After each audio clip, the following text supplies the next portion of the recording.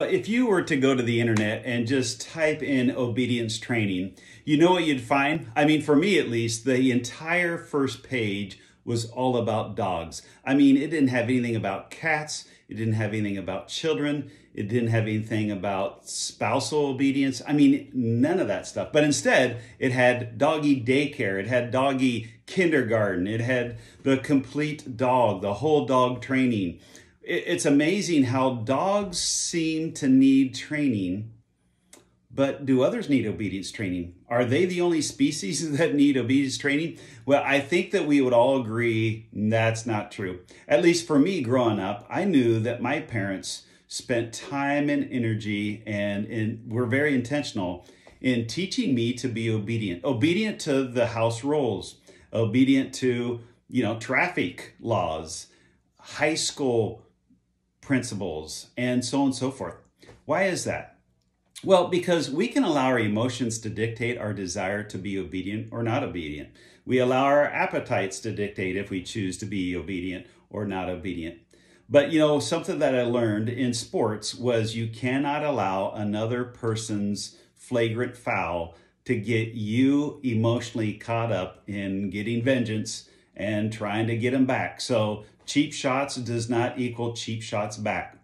So being obedient, being focused, being purposed is very important. And just like that one website that was whole dog training, I think there's the reality of we as human beings need whole human being training, being obedient in every area.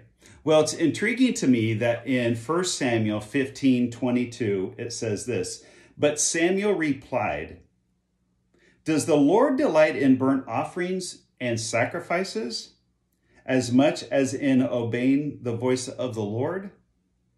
To obey is better than sacrifice, and to heed is better than the fat of rams.'"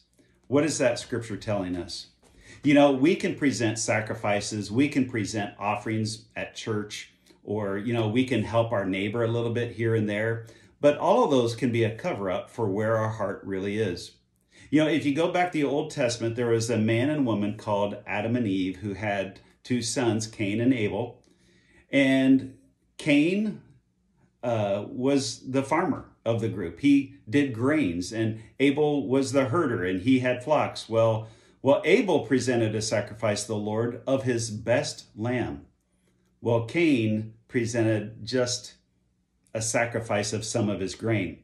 What that tells us is that Abel had a heart for God, and when he presented his sacrifice, that sacrifice was so genuine and so important, and it was from the best that God found favor with him. But with Cain, it was kind of like, nah, I know I'm supposed to, so I'm just going to throw him kind of some grain, and he should be good with that. Well, that goes back to our text from Samuel, which says, obedience is better than sacrifice. And there's another word in there, is that word of obedience. And the other word, depending on your scriptural translation, is the word submission. And for Abel, what he was saying is, God, I trust you with my herd. I trust you with my future. I trust you with my life. And that is what obedience is. It's a love statement. It's a relationship statement. It's a truth statement to say, I entrust my life, my heart to you. So as you live your life today, think about, what is it that I can say? What is it that I can do that my life is a reflection of the statement of God, I love you, I trust you, I will come in submission to you because your plan is higher than my plan. Your way is better than my way.